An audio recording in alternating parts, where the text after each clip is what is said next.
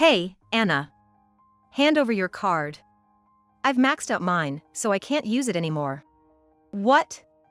There's no way I'm giving it to someone who blows through money like you. Ever since my wealthy father passed away, my husband has been uncontrollably splurging, delighted by the inheritance coming in. Don't be so stingy. We're gonna get a huge inheritance soon anyway. He must think he's become some kind of oil tycoon.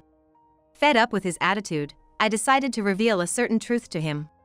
I'm not actually related to my father by blood. I'm my mother's child from another marriage. So, not a penny of my father's inheritance will come to me. At that, my husband, who had been lounging arrogantly on the couch, sat up abruptly, a look of shock on his face as he stared at me. What? Why have you kept something so important a secret until now? Then what happens to the massive inheritance? His face went pale, and the next words out of his mouth were, I have no intention of staying with a broke and unattractive woman. Let's get a divorce. This decision of his would come to strangle him, as he would come to greatly regret it the following day. My name is Anna, I'm 37 years old. I lived alone during my college days, but returned home when I landed a job at a local company, and now live with my mother and father. I work in the human resources department, and although it's busy, I don't face much stress and live a rather ordinary life. I didn't have any particular hobbies, but after being invited by a coworker, I got into golf and even started attending a members-only golf lesson introduced by my father. I never knew, but my father's golf skills are on par with a professional's, and I was very surprised at his prowess when we played a course together.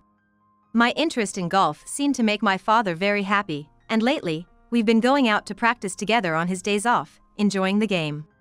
In fact, this golfing led to a good relationship. There's an older man who attends the same lessons, named John. When we met, I could never have imagined that he would later become my husband. He works for a medium-sized company, just an average guy. Not poor, but not wealthy either. However, he's sincere with everyone, treating me with kindness too. Anna, would you like to go out for dinner after the lesson sometime? I'd like to go golfing together too, let's plan it. That sounds great, definitely. Our relationship began naturally after meeting up more frequently following the lessons. Truth be told, I had never been in a relationship before and was quite passive about love, but I found it easy to talk with John. Honestly, I don't think there could be a more perfect match for me. He's not flashy, but he values stability and lives a serious life, which I find incredibly attractive. Gradually, I was drawn to him, and I accepted his proposal. When I told my parents about our marriage, my dad was overjoyed, saying, now we can all go golfing together. Both of them happily approved of our marriage. Since we started our married life, we haven't had a single argument and have enjoyed our time together golfing, and just like that, 10 years have flown by.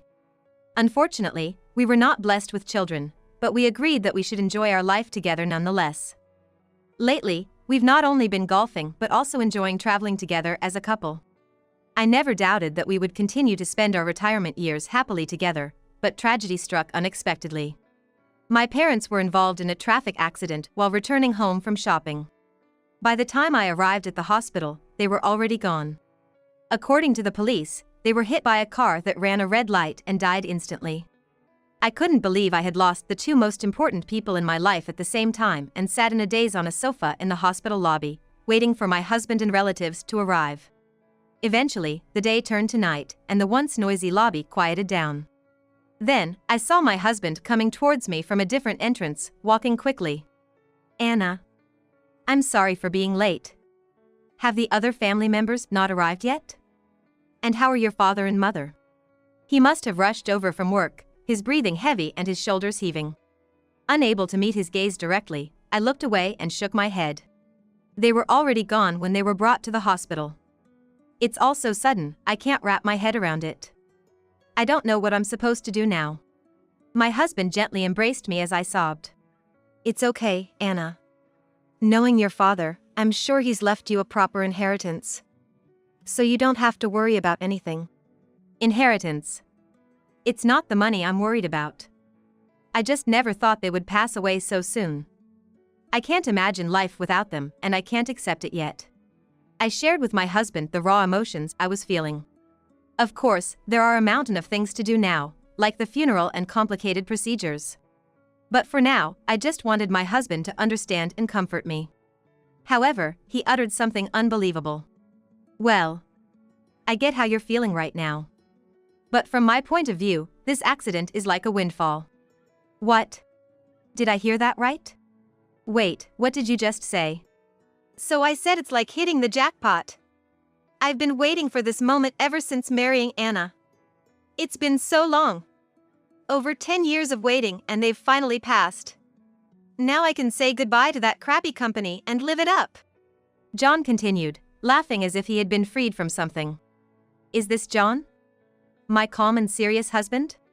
The John the first know is a kind person who would cry with me in times like this. Not someone who would bring up inheritance right after my parents passed away. I was quite panicked by the situation. So? Let me ask again, how much are we talking about from the inheritance? Your dad must have saved a lot of money. Plus, that house is in a great location and it's huge. With a little renovation, it could sell for a good price, right? John, what are you talking about? I'm talking about the inheritance. How much do you think it will be? I don't know right now. Did you marry me just for my parents' inheritance?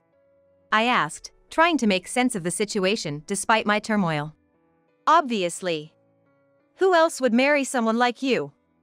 You didn't think, even for a moment, that I approached you for money? John said dismissively, laughing at me. I was speechless at my husband's cruel words. So, how much is it? He kept asking about the inheritance, his eyes shining with greed. Indeed, my father was a well-known wealthy man in the area, respected by many.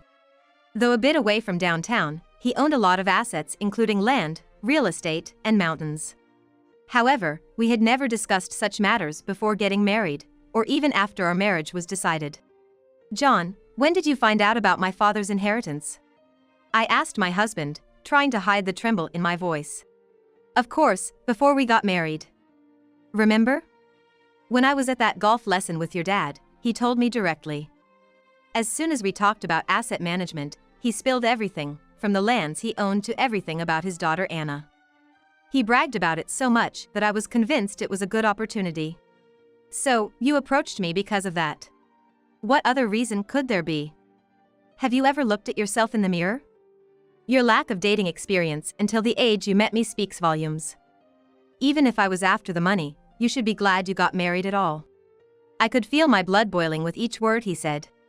My husband married me, not out of love, but for the inheritance, waiting eagerly for my father to pass away.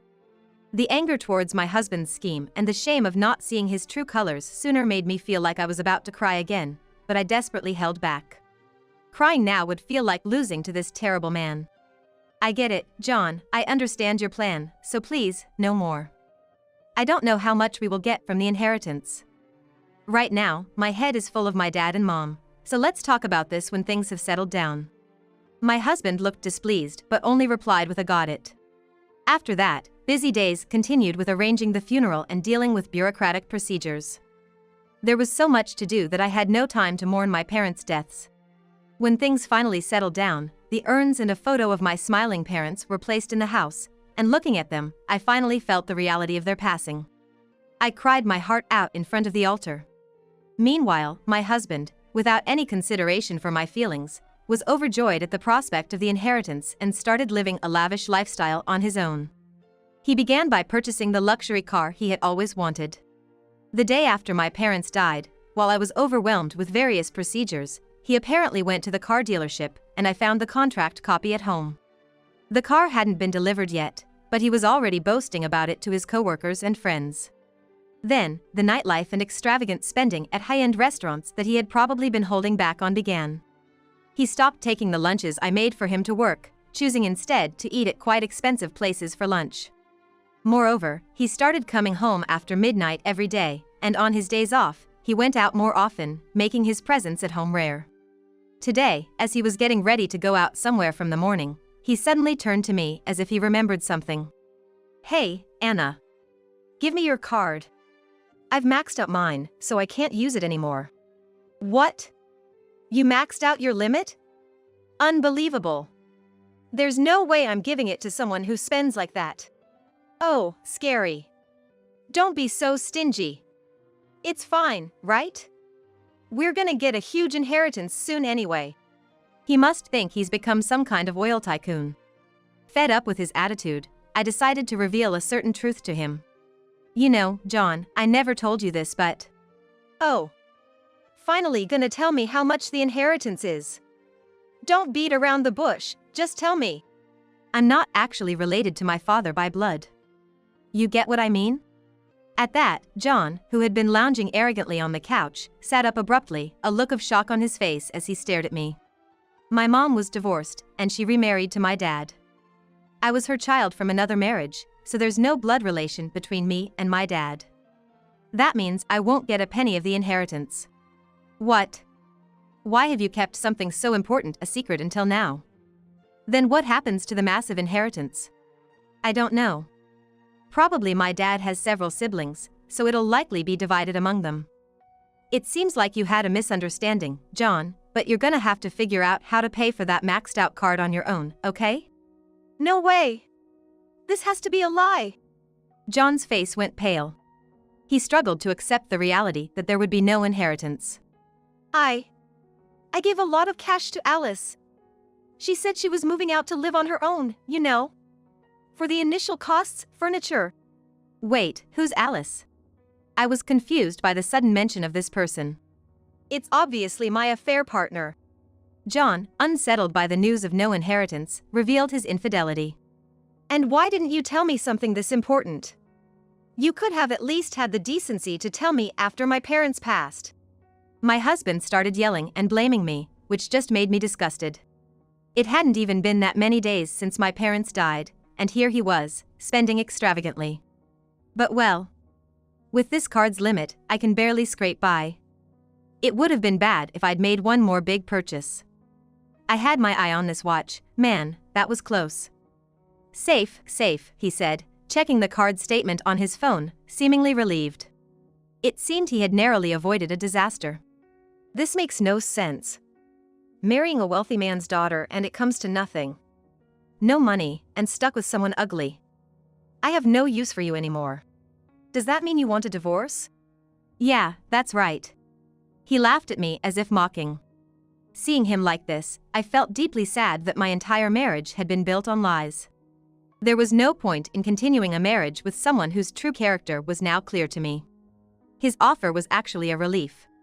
Fine, I agree to the divorce. Continuing this loveless life is just empty. However, I demand alimony for your affair and that you waive any claim to assets. Since you confessed to the affair, that's only fair. I don't care. If it means I can get away from you a second sooner, any condition is cheap. We can go to the courthouse right now and file for divorce if you want.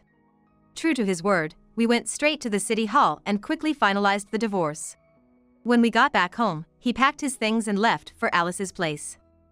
I didn't bother to see him off, I just listened to him leave. The next day, I went to my parents' house. It was hard to go to the now empty house, but there were things like sorting through my parents' belongings that I had to take care of. Plus, ever since the day my parents passed, my mind had been in turmoil, and I thought sorting things out might help me organize my thoughts a bit. My current home was only a short drive from my parents' house. I arrived, took a deep breath before touching the doorknob, and then opened the door. I'm home. A week ago, my mom would have greeted me with "Welcome back, Anna," but now, the room enveloped in silence naturally offers no such response. The last time I was here was a few days before my parents' accident. It feels like a distant memory, even though it was so recent. I looked around the room to calm my heart before starting to sort through their belongings. Beginning with the dresser in my parents' room on the second floor. I remember my mom once telling me that important things were kept in the dresser and to look there first if anything happened to us. At the time, I was shocked to hear her say such a thing and brushed it off, but now that something had happened, it felt all too real. I checked the dresser from top to bottom. It was so neatly organized that there was hardly a need for sorting, with documents related to contracts and expensive-looking jewelry laid out. There were also necklaces I had given as gifts in the past, bringing back memories and a sense of nostalgia. Among the shelves of contract documents, I found a white envelope labeled "For Anna, open in case of something happening." What's this? A letter for me? Gently, I opened it to find several sheets of letter paper, the first of which was labeled as a will. Surprisingly, not from my mom but from my dad. As I hurriedly read through it, it contained something I never expected. It mentioned how he thought of me as his true daughter, even though I was my mother's child from another relationship. And that in the event of something happening to him, half of his estate was to be inherited by my mother and the other half by me. Dad. I had no idea you thought of me that way. I hadn't anticipated such a letter. When my mom remarried my dad, I was still in elementary school. Suddenly having a stranger come into our lives, it took a while before we could communicate well. Meanwhile, my dad, unfazed, took me out to various places and played with me at home, treating me kindly, but I always kept a distance in my heart because we weren't blood related. But reading this letter now, I felt as if a gaping hole in my heart was being filled, spreading a warm feeling throughout. At the same time, I felt a sense of divine retribution against John for all his selfish actions, and it was quite satisfying.